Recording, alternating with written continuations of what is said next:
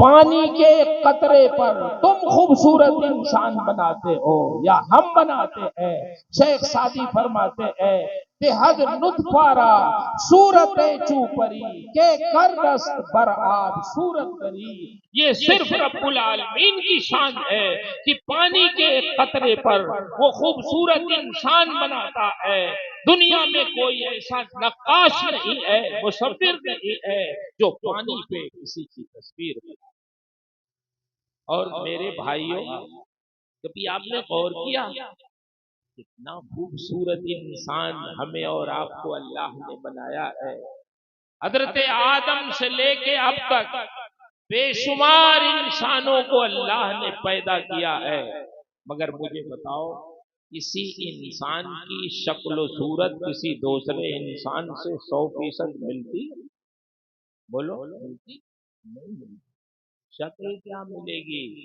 کسی انسان کے انگوٹھے کا نشان کسی دوسرے انسان کے انگوٹھے کا۔ یہ فنگر پرنٹ کیوں لیتے ہیں؟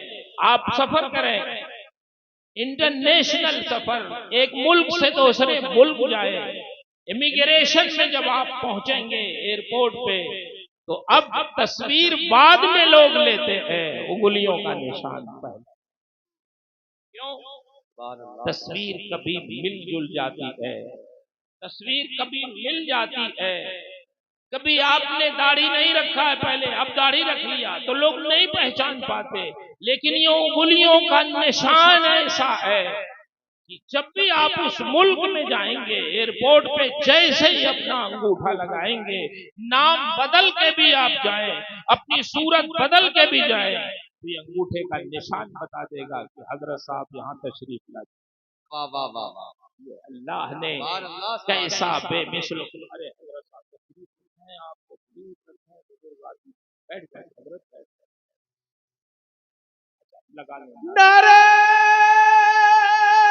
تکبیر، نعرہ رسالت، مسلک اعلی حضرت علماء اہل سنت، اس محبت اس محبت اس محبت اس محبت، نعرہ رسالت۔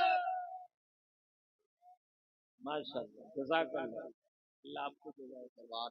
نعرے میں جتنا وقت لگے گا اتنا وقت ہمارا پڑ جائے گا۔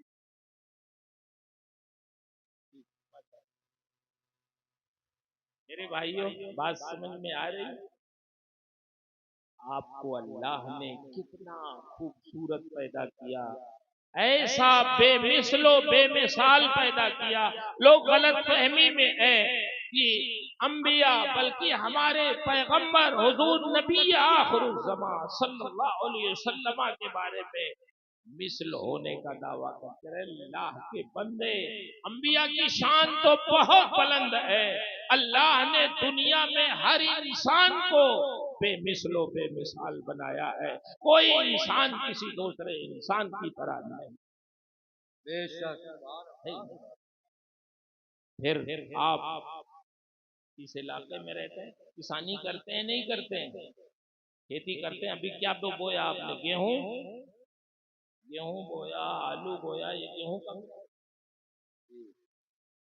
آپ مجھے بتاؤ، قرآن کی آیت پڑھو اس کے بعد، افرأیتم ما تحرثون اانتم تزرعونہ ام نحن الزارعون۔ اللہ تعالیٰ کسانوں سے مخاطب ہے، اللہ فرمانا چاہتا ہے میرے بندو تم میرا شکر کیوں نہیں ادا کرتے میری نعمتوں کو پا کر۔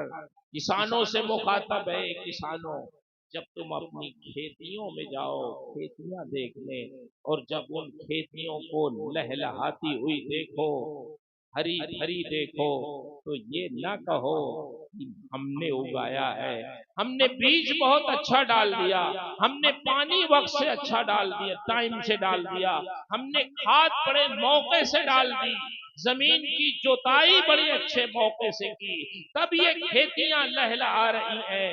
نہیں نہیں، تم یہ سب مت کہو، یہ کہو کہ ہمارے پروردگار نے ہماری کھیتیاں اگائی ہے۔ اس لیے اللہ ارشاد فرما رہا ہے، میرے بندو جو تم کھیتیاں اگاتے ہو کہاں اپنا بیج ڈالتے ہو؟ مجھے بتاؤ، تم زمین ہی میں تو ڈالتے ہو۔ یہ زمین کیا ہے؟ یہ زمین وہ ہے جو کسی کو پہچانتی نہیں ہے۔ جب کوئی شیر کو دفن کر دیتا ہے، ہاتھی کو دفن کر دیتا ہے، تو یہ زمین شیر اور ہاتھی کے گوشت و گوشت ان کی ہڈیوں کو بھی کھا کے ہضم کر جاتی ہے۔ رستم جیسا پہلوان جب اس زمین کے اندر دفن کیا جاتا ہے تو وہ بھی اپنا سر نہیں اٹھا پاتا۔ یہ زمین رستم جیسے پہلوان کے نام و نشان کو مٹا دیتی ہے، لیکن ایک کسان جب زمین کا سینہ چیر کر گیہوں کا دانہ ڈال دیتا ہے تو یہ زمین جس نے شیر کو کھا لیا، جس نے ہاتھی کو نگل لیا، جس نے رستم جیسے پہلوان کے نام و نشان کو مٹا دیا، وہ کسان کے گیہوں کے دانے کو نہیں کھا پاتی، اس کی پرورش کرتی ہے۔ آپ دیکھتے ہیں چند ہی دنوں کے بعد وہ کسان کا معمولی سا حقیر گیہوں کا دانہ زمین کا سینہ چیر کر کوپر کی شکل میں باہر آتا ہے۔ ہم زمین سے پوچھتے ہیں، یہ زمین تو بتا، تو نے شیر کو کھا لیا، تو نے ہاتھی کو نگل لیا، تو نے رستم جیسے پہلوان کا نام و نشان مٹا دیا، کیا یہ گیہوں کا دانہ جو کسان نے تیرا سینہ چیر کر تیرے اندر ڈالا تھا یہ ہاتھی سے زیادہ طاقتور تھا؟ یہ شیر سے زیادہ طاقتور تھا؟ یہ رستم سے بڑا پہلوان تھا؟ کہ رستم جیسے لوگ تو اپنا سر نہیں اٹھا سکے، مگر یہ کسان کا حقیر گیہوں کا دانہ تیرا سینہ چیر کر باہر کیسے آ گیا؟ بتا، جب تو نے شیر کو کھا لیا تو کسان کے گیہوں کے دانے کے کھانے میں تیرے لیے کیا مسئلہ تھا؟ کس نے روکا تم کو کھانے سے؟ تو زمین ہمیں زبان قال سے نہ سہی، زبان حال سے بتاتی ہے، اے اللہ کے بندے سن، ہمارا کوئی کام اپنی طبیعت سے نہیں ہوتا، وہی ہوتا ہے جو حکم، جو ہمارے رب کا حکم ہوتا ہے ہم وہی کرتے ہیں، اپنی طبیعت سے کوئی کام نہیں کرتے۔ سن، جس کے کھانے کا حکم ہوتا ہے اس کو کھا کے ہضم کر لیتے ہیں، اور جس کی پرورش کا حکم ہوتا ہے اس کی پرورش کرتے ہیں۔ رستم جیسے پہلوانوں کو تو ہم ضرور کھا لیتے ہیں، لیکن جب ہمارے درمیان کوئی حافظ قرآن آتا ہے تو اس کے سینے کو نہیں کھا پاتے، جس کے سینے میں قرآن ہو۔ اور جب ہمارے درمیان پیغمبر آتے ہیں، نبی آتے ہیں، تو ان اللہ حرم علی الارض ان تاکل اجساد الانبیاء، اللہ نے ہمارے اوپر حرام قرار دیا ہے کہ ہم کسی نبی کے جسم کو کھائیں۔ شہید آتے ہیں تو ہم ان کی حفاظت کرتے ہیں۔ اس کا مطلب یہ ہے، ہمارا رب فرمانا چاہتا ہے، اے میرے بندو، جب تم اپنی کھیتیاں دیکھنے جاؤ تو تم یہ نہ سمجھو کہ تم نے یہ کھیتی اگائی ہے، اللہ کا شکر ادا کرو کہ تمہارے رب نے تمہاری کھیتی اگائی۔ واہ واہ اللہ اکبر، یا رسول اللہ، زندہ باد زندہ باد، اللہ اکبر، یا رسول اللہ۔ بہت میرے بھائیوں، اللہ کے کتنے احسانات ہیں، میں تو چند آپ کو سمجھانے کے لیے عرض کر رہا ہوں قرآن کی روشنی میں۔ شکر تاکہ ہم ادا کریں، ہم لوگ شکر نہیں ادا کرتے، بلکہ میں آپ سے کیا کہوں، کبھی کبھی ہم لوگ پڑھاتے ہیں مدرسے میں، ہمارے بچے غافل ہو جاتے ہیں۔ کبھی کبھی ایک مولانا صاحب کو لوگوں نے دعوت دی ایک مدرسے میں سند تقسیم کرنے کے لیے، کبھی کبھی ہم لوگوں کو بھی لوگ دعوت دیتے ہیں، بھائی دستار بندی کرنی ہے، تو مولانا صاحب کے تقریباً 250 لڑکے تھے، ان کو سند دینی تھی۔ لائن سے سب سے پہلے جو مولانا صاحب آئے فارغ ہونے والے، تو ان کو انہوں نے سند دی، تو سند لیا انہوں نے، وہ آگے بڑھ گئے، تو مولانا صاحب نے کہا ادھر آئیے ادھر آئیے، کیا بات؟ بولے سند واپس کر دیا۔ سند دیجیے، واپس کریے. کہا حضرت کیا بات ہو گئی؟ ارے اللہ کے بندے، اتنی بڑی سند تمہیں دی، تم نے جزاک اللہ بھی نہیں کہا، کیا بات ہے. تم نے شکر بھی نہیں. تو تم اس قابل نہیں ہو کہ تمہیں ہم سند دیں. ابھی تم اور ضرورت ہے تمہاری پڑھنے، تمہاری تربیت کی ضرورت ہے. پڑھا تو تم نے لیکن تربیت نہیں. کیا بات ہے. اتنی بڑی سند ملی، تمہاری زبان سے یہ بھی نہیں نکل سکا جزاک اللہ، اللہ آپ کو جزائے خیر. تو جو بندوں کا شکر نہیں ادا کرے گا وہ اللہ کا شکر کیا. کیا بات ہے. اس لیے ابھی تمہیں سند نہیں دیں گے، تم اور پڑھو اور سیکھو. تو اس لڑکے نے بڑی معافی مانگی اور کہا اب آپ دیں تو میں انشاءاللہ جزاک اللہ کہوں.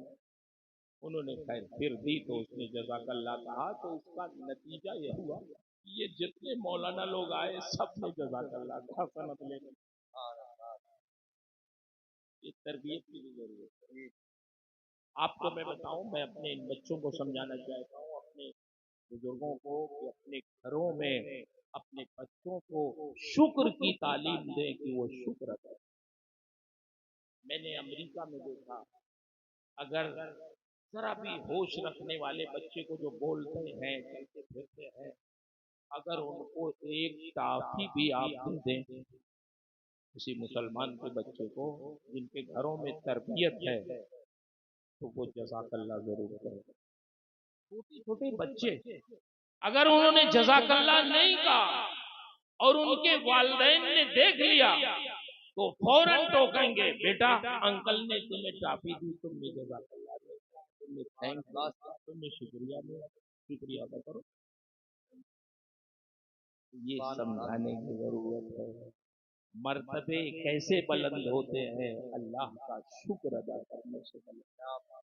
یہ جو آپ بیٹھے ہوئے ہیں بزرگوں کی بارگاہ میں، یہ وہی لوگ ہیں جو اللہ کا شکر ادا کرنے والے ہیں، شاکرین کی.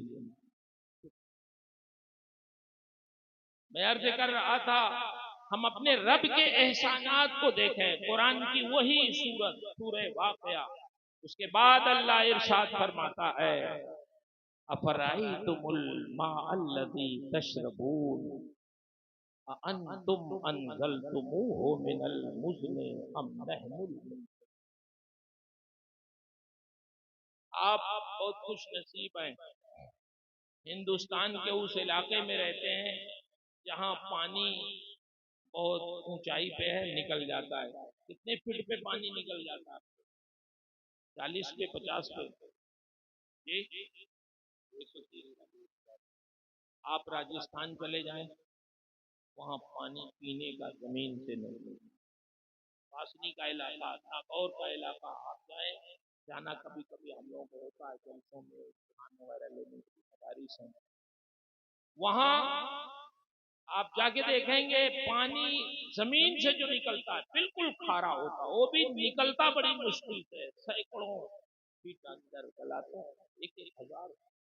اور پانی کیسا نکلتا؟ کھارا. اس سے نہا لیجیے تو یہ کھالیں بھی خشک ہو جاتی. پانی کون سا پیتے ہیں؟ وہ بارش کا. بارش کا پانی خصوصیت یہ میٹھا ہوتا ہے. بڑے بڑے تالاب انہوں نے کھدوائے ہیں اسی مقصد کے لیے، ملازم رکھے ہوئے، اسی تالاب کا پانی سال بھر تک پیتے. اپنے گھروں میں انہوں نے ٹینک بنائے ہیں، اس میں برسات کا پانی اکٹھا کر لیتے، وہی پیتے ہیں. ہم لوگ شام کا رکھا ہوا پانی صبح کو نہیں پیتے، کہتے ہیں یہ باسی ہو گیا، اور ان کا سال بھر کا پانی باسی نہیں ہوتا. یہ بارش کا پانی جو لوگ پی رہے ہیں میٹھا پانی، اس کے بارے میں ہمارا رب ارشاد فرماتا ہے افرأیتم الماء الذی تشربون، وہ پانی جو تم پی رہے ہو میٹھا بارش کا، یہ کون آسمان سے نازل کرتا ہے؟ سبحان اللہ. ارشاد فرماتا ہے انتم انزلتموه من المزن ام نحن المنزلون، تم برساتے ہو آسمان سے، ہم برساتے ہیں. رب العالمین ارشاد فرماتا ہے سنو، یہ بارش کا پانی، اس کے ارشاد فرمانے کا مطلب یہ ہے یہ بارش کا پانی سمندروں کا پانی ہوتا ہے، یہ بادل سمندروں سے پانی لیتے ہیں، اور سمندروں کا پانی کیسا ہوتا ہے؟ کھارا ہوتا ہے۔ لیکن وہی سمندروں کا پانی جب بادل برستے ہیں تو میٹھا کیسے ہو جاتا ہے؟ اللہ ارشاد فرماتا ہے، سنو، پانی تو وہی رہتا ہے جو کھارا ہوتا ہے۔ لو نشاء جعلناہ جاجا، اگر ہم چاہیں تو اس کو ویسے ہی کھارا نازل کرتے، لیکن ہمیں تم سے محبت ہے، تمہارے جانوروں سے محبت ہے، تمہاری کھیتیوں سے محبت ہے۔ اگر ہم ویسے ہی کھارا نازل کرتے، تم پیو تو تم بیمار ہو جاؤ گے، تالاب میں تمہارے جانور پیئیں تو وہ بیمار ہو جائیں گے، اور یہ کھارا پانی تمہاری آبادیوں پر اگر تمہاری کھیتیوں پر برس جائے تو تمہاری لہلہاتی ہوئی کھیتیاں پیلی پڑ جائیں گی۔ اب کیوں نہیں تم ہمارا شکر ادا کرتے؟ جب پانی پیو تو شکر ادا کرو کہ یہ میٹھا پانی ہمارے رب نے نازل کیا ہے۔ دنیا میں کوئی ایسا نہیں ہے جو میٹھا پانی فراہم کر دے۔ یہ پانی بھی پیو تو اپنے رب کا شکر۔ سبحان اللہ۔ لو نشاء جعلناہ جاجا فلولا تشکرون، اگر ہم چاہیں تو اس کو کھارا نازل کرتے۔ تو یہ میرے بندو، جب تم پانی پیتے ہو تو میرا شکر کیوں نہیں ادا کرتے؟ تم الحمدللہ بھی نہیں کہہ پاتے، تم یہ نہیں کہہ پاتے اللہ کا شکر ہے۔ میرے بھائیوں، ضرورت اس بات کی ہے کہ ہم اٹھتے بیٹھتے اپنے رب کا شکر ادا۔ سبحان اللہ۔ دودھ آپ پیتے ہیں، کبھی غور کیا یہ دودھ کیسے بنتا ہے، کیسے نکلتا ہے؟ اللہ نے یہ بھی ہمیں سمجھا دیا۔ سورہ نحل پڑھو، ارشاد فرماتا ہے وَإِنَّ لَكُمْ فِي الْأَنْعَامِ لَعِبْرَةً، تمہارے لیے جانوروں میں بھی عبرت اور نشانیاں۔ اپنے رب کی قدرت دیکھو، اپنے رب کے احسانات دیکھو۔ دودھ تو ہم پیتے ہیں، لیکن کاش ہم سوچتے کہ ہمارے رب نے یہ عمدہ نفیس دودھ ہمارے لیے پیدا کیسے کیا ہے۔ ارشاد فرماتا ہے وَإِنَّ لَكُمْ فِي الْأَنْعَامِ لَعِبْرَةً نُسْقِيكُم مِّمَّا فِي بُطُونِهِ مِن بَيْنِ فَرْثٍ وَدَمٍ۔ اے اللہ کے بندو، تم کبھی یہ مت سوچنا جب تمہاری گائے، تمہاری بھینس، تمہاری بکریاں دودھ دے تو یہ نہ سمجھنا کہ تم نے بہت اچھا چارہ کھلا دیا ہے اس لیے وہ دودھ دے رہی ہے۔ نہیں نہیں، یہ دودھ پیدا کیسے ہوتا ہے؟ ارشاد فرماتا ہے نسقیکم مما فی بطونہ من بین فرث ودم، یہ دودھ جانور کے شکم سے، گوبر اور خون کے درمیان سے ہم نکالتے ہیں۔ سبحان اللہ۔ ایک طرف گوبر، ایک طرف خون، دونوں کے درمیان سے ہم نکالتے ہیں، اور پھر بھی کیسا نکالتے ہیں؟ اللہ اکبر۔ من بین فرث ودم لبنا خالصا سائغا للشاربین، خالص دودھ، ایسا دودھ نکالتے ہیں کہ نکالتے تو خون کے درمیان سے ہے، لیکن اس میں خون کی کلر کی کوئی آمیزش نہیں ہوتی۔ گوبر کے درمیان سے نکالتے ہیں، لیکن گوبر کی بو کا کوئی اثر دودھ میں نہیں رہتا۔ اللہ ارشاد فرماتا ہے یہ میری قدرت ہے، دیکھو کہ میں گوبر اور خون کے درمیان سے تمہارے لیے دودھ نکالتا ہوں، لیکن ایسا دودھ لبنن خالصا، جو خالص دودھ ہے اس میں نہ گوبر کی بو کی کوئی آمیزش ہے، نہ خون کے کلر کی کوئی آمیزش ہے۔ سائغا للشاربین، پینے والوں کے گلے سے آسانی سے اترنے والا۔ سبحان اللہ۔ آپ بتاؤ، آج کوئی بچہ پیدا ہو، اس کو روٹی کھلائیں گلے سے اتار لے گا؟ بولیے، گوشت کھلائیں، جب روٹی نہیں اتار پاتا تو گوشت کیا اتار لے گا؟ چاول کھلائیں اور دودھ پلائیں تو اللہ فرماتا ہے یہ گلے سے اترنے والا ہے آسانی سے۔ ایک بچہ پیے تو اس کے گلے سے اترنے والا ہے، جوان پیے تو اس کے بھی گلے سے آسانی سے اترنے والا ہے۔ ایک بوڑھا پیے تو اس کے بھی گلے سے آسانی سے اترنے والا ہے. تو جب آپ دودھ پیو تو اللہ کا شکر ادا کرو کہ یہ پروردگار اس طرح کا دودھ دنیا میں کوئی نہیں پیدا کر سکتا.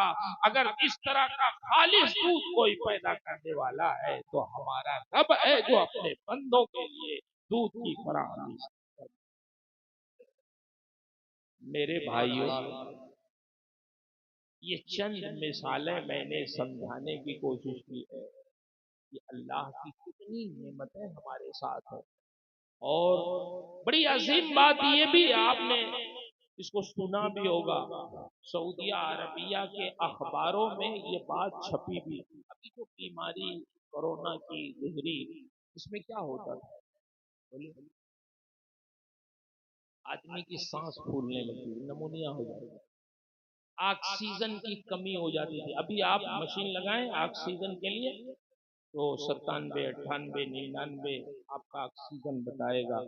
لیکن اس زمانے میں جو بیمار ہوتے تھے ان کا آکسیجن 70 75 80 اور پھر گھٹتے گھٹتے اگر 50 آ گیا تو ڈاکٹر لوگ کہتے تھے جلدی سے آکسیجن ان کو فراہم کیجیے نہیں تو ان کی جان چلی جائے گی. اور کتنی لوگوں کی جان چلی گئی. عزیزوں نے اپنے عزیزوں کی جان بچانے کے لیے لوگوں نے 70 ہزار کا وہ باٹلا خریدا جو 1500 میں بھرا جاتا. اپنے عزیزوں کی جان بچانے. کیا ہے آکسیجن؟ مجھے بتاؤ، یہ آکسیجن جو آپ جہاں بھی بیٹھتے ہو اپنی ناک سے ہوا کھینچ لیتے ہو، یہ ایسا آکسیجن ہے کہ دنیا والے اگر آپ کو فراہم کریں تو اچھی خاصی قیمت وصول کریں. سعودی عربیہ کے ایک اخبار میں شائع ہوا، ایک صاحب بیمار ہو گئے، آکسیجن کی کمی ہو گئی، سانس ان کی پھولنے لگی، اسپتال میں چلے گئے. اسپتال والوں نے کہا آپ کو آکسیجن چڑھانا پڑے گا. انہوں نے کہا چڑھا دیجئے. رات بھر آکسیجن چڑھایا اور جب صبح ہوئی تو ٹھیک ہو. ڈاکٹر نے کہا آپ ٹھیک ہو گئے، آپ خوش خوش گھر جائیے. کہا ٹھیک ہے. مگر جب گھر جانے لگے تو انہوں نے 600 ریال کی بل ان کو پکڑا دی. یہ ہماری بل آپ ادا کر دی. انہوں نے کہا کس چیز کی؟ کہا رات بھر جو آکسیجن چڑھایا اس کی 600 ریال. تو وہ صاحب رونے لگے زاروں کے ساتھ. ڈاکٹروں نے یہ سمجھا کہ شاید یہ غریب آدمی ہے، ان کے پاس پیسہ نہیں ہے اس لیے یہ رو رہے ہیں. تو ڈاکٹروں نے کہا اگر آپ کے پاس پیسہ نہیں ہے تو ہم کسی رفاہی فنڈ سے آپ کی یہ بل ادا کر دیں گے، آپ روئیے نہیں، آپ ٹھیک ہو گئے، خوش خوش گھر جائیے. تو انہوں نے کہا نہیں صاحب معاف کیجیے گا، میں کوئی غریب آدمی نہیں ہوں، میں آپ کی بل بڑی آسانی سے ادا کر سکتا ہوں. آپ پھر رو کیوں رہے ہو جب ٹھیک ہو گئے ہو؟ تو اس نے کہا رو اس لیے رہا ہوں کہ 50 سال سے زیادہ کی عمر میری ہو گئی ہے، آج تک میرا رب مجھے مفت آکسیجن دیتا رہا، کوئی قیمت اس نے وصول نہیں کی. اور تم لوگوں نے ایک رات آکسیجن چڑھایا تو 600 ریال کی بل مجھے دے دیا. اگر مجھے یہ آکسیجن خرید کے زندہ رہنا ہوتا تو کب کی میری جائیداد بک چکی ہوتی، شاید میں زندہ بھی نہیں رہتا.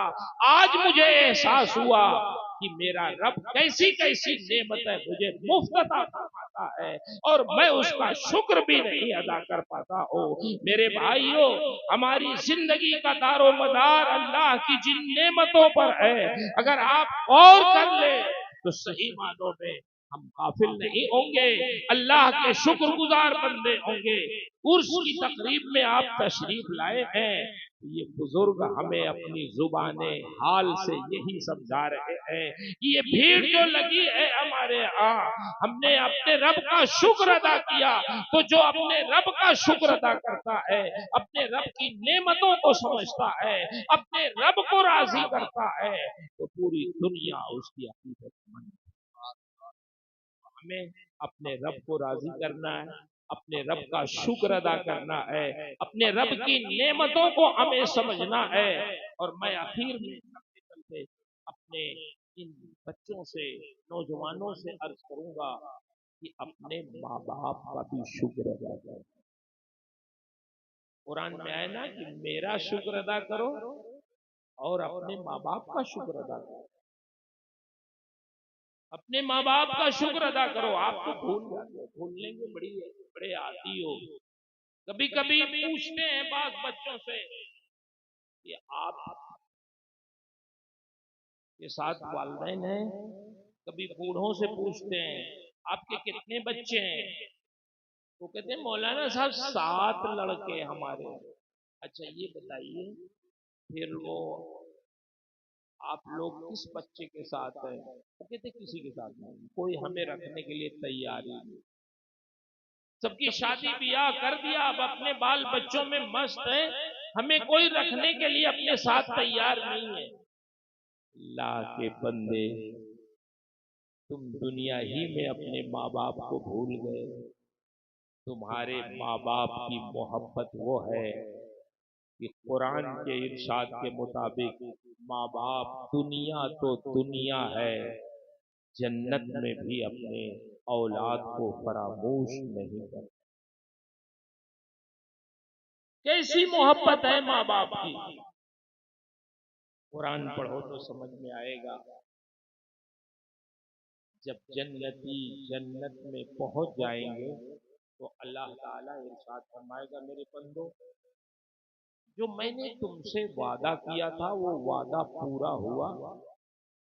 جنتی عرض کریں گے ہاں اے مولا، تو نے جو وعدہ فرمایا تھا جنت کا وہ وعدہ پورا ہوا، بہت اچھی طرح پورا ہوا. اے اللہ، جنت میں ایسی نعمتیں تو نے ہمارے لیے رکھی ہیں کہ کسی آنکھ نے دیکھا نہیں، کسی کان نے سنا نہیں، کسی دل پر خیال نہیں گزرا. ان نعمتوں کا کوئی سوچ بھی نہیں سکتا کہ جنت کی نعمتیں کیسی ہیں. مثال دی جا سکتی ہے لیکن جنت کی نعمتوں کے مثل دنیا کی کوئی نعمت نہیں ہو سکتی.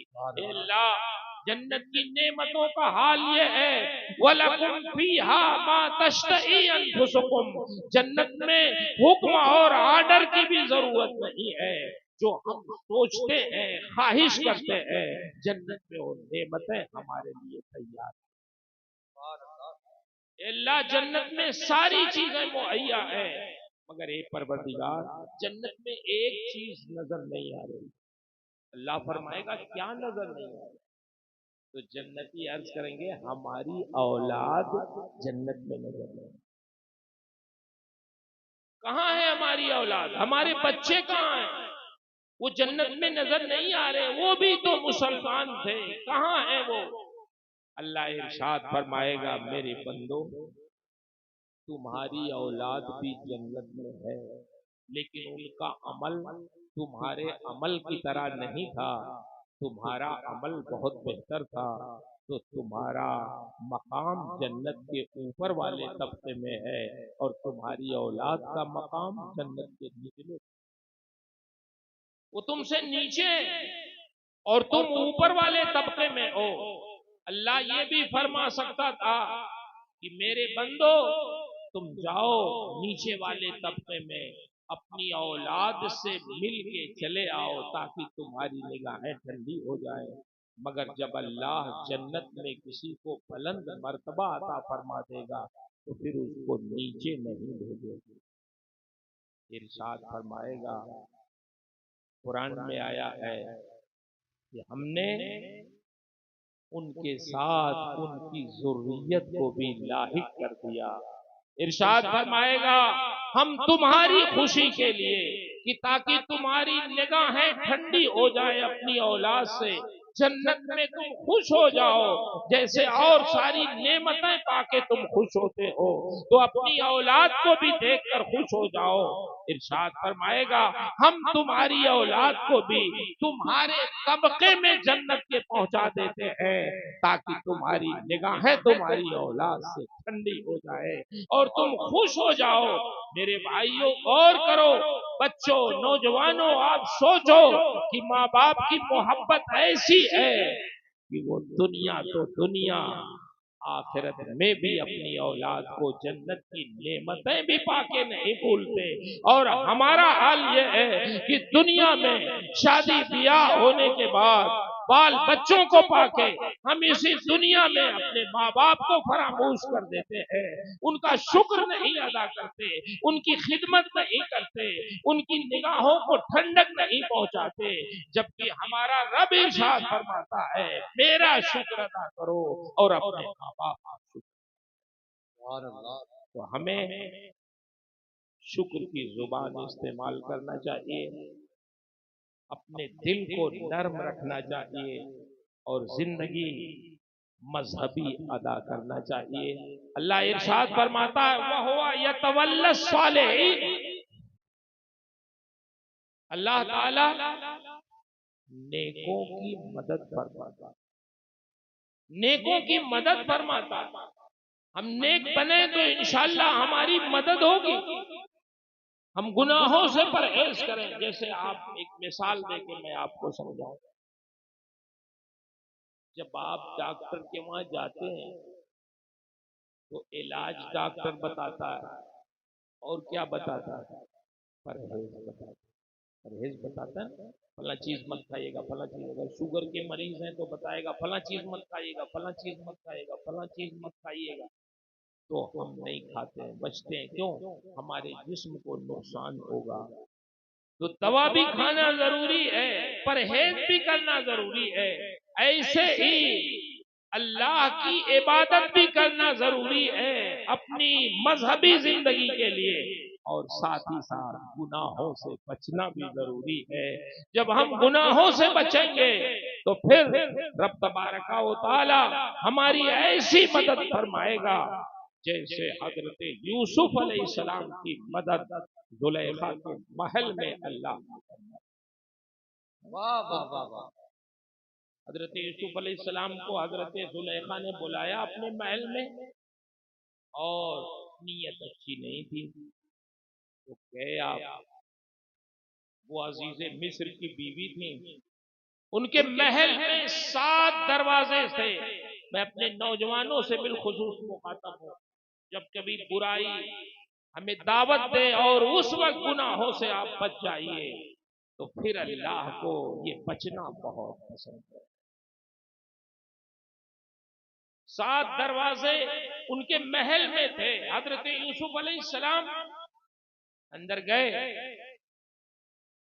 زلیخا نے کہا ہائی تعالیٰ آپ میرے قریب آئے، آپ نے فرمایا معاذ اللہ، اللہ کی پناہ، میں گناہ کے قریب نہیں جا سکتا، اور وہاں سے بھاگے۔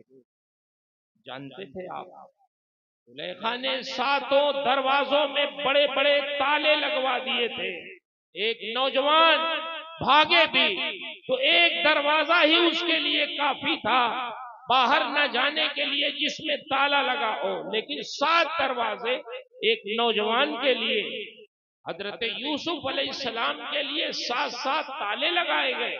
لیکن جب آپ برائی سے بچنا چاہے اور آپ نے کوشش کی اس کے لیے، تو جیسے ہی آپ دوڑ کے دروازے پہ آئے تو وہ تالا کھل کے زمین پہ گر گیا، دروازہ حضرت یوسف کے لیے کھل گیا۔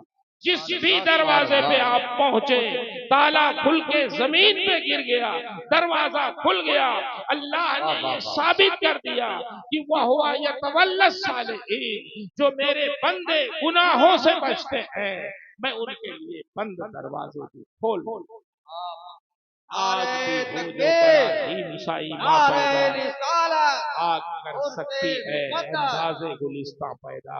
یہ ہماری خانقاہ ہے، یہ ہمارے بزرگ، یہ ہمارے علماء، یہ ہمارے ائمہ، میرے بھائیوں یہی سمجھاتے ہیں ہم لوگوں کو کہ ہم گناہوں سے بچیں، اللہ کا شکر ادا کریں، اپنا محاسبہ کریں، شام کو سوچیں کہ صبح فجر پڑھی کہ نہیں پڑھی، ظہر پڑھی کہ نہیں، عصر پڑھی کہ نہیں، مغرب پڑھا کہ نہیں، عشاء پڑھی کہ نہیں، ماں باپ ہیں تو ان سے ملے کہ نہیں، ان کا ہاتھ پیر دبایا کہ نہیں، خدمت کی کہ نہیں، محاسبہ کر کے دوسرے دن اصلاح کریے، پھر دیکھیے آپ کی زندگی میں برکتیں کیسے ہوتی ہے، آپ کے کام کیسے انجام پاتے ہیں، آپ کے دل میں نورانیت کیسی پیدا ہوتی ہے۔ غافل مت رہیں، یہ ہماری خانقاہ ہے، ہمیں پاکیزہ بنانے کے لیے ہے۔ اللہ تعالی ہم سب کو توفیق خیر سے نوازے اور پھر اس عرس کی بابرکت تقریب کو رب العالمین اور بابرکت بنائے. جو ہمارے بھائی، جو ہماری بہنیں بیٹیاں میلوں میں آ کے اسی کو اصل سمجھتی ہے کہ میلے میں رہنا ہماری کامیابی ہے، اس کا مطلب یہ ہے کہ ذکر کی مجلس میں دل نہیں لگتا ہے تو دل بدلنے کی ضرورت ہے. مجلسوں میں بیٹھ جایا کریں. ہو سکتا ہے کوئی بات کسی عالم کی، کسی بزرگ کی، کسی ہمارے اسلاف اور ہمارے ان ائمہ کی، ہمارے علماء مشائخ کی دل میں جگہ کر جائے تو ہمارے دل کی دنیا بدل سکتی ہے. اللہ سے دعا ہے اللہ تعالی ہمارے ظاہر کے ساتھ ہمارے باطن کو بھی تبدیل فرمائے. اور جو کچھ میں نے عرض کیا اس مختصر سے وقت میں، اس میں جو حق کہا، جو صحیح کہا، جو ثواب کہا، وہ سب میرے رب کی طرف سے ہے. اور جو میں نے کہنے میں، میری تعبیر میں، میرے بیان میں، میرے خود سمجھنے میں جو غلطیاں ہوئی ہیں، جو بیان کرنے میں غلطیاں ہیں، وہ سب میری طرف سے ہے. اللہ مجھے حق کہنے، حق سنانے، خود حق پہ قائم رہنے اور حق کی نشر و اشاعت کی توفیق عطا فرمائے. استغفر اللہ ربی من کل ذنب واتوب الیہ. السلام علیکم ورحمۃ اللہ وبرکاتہ.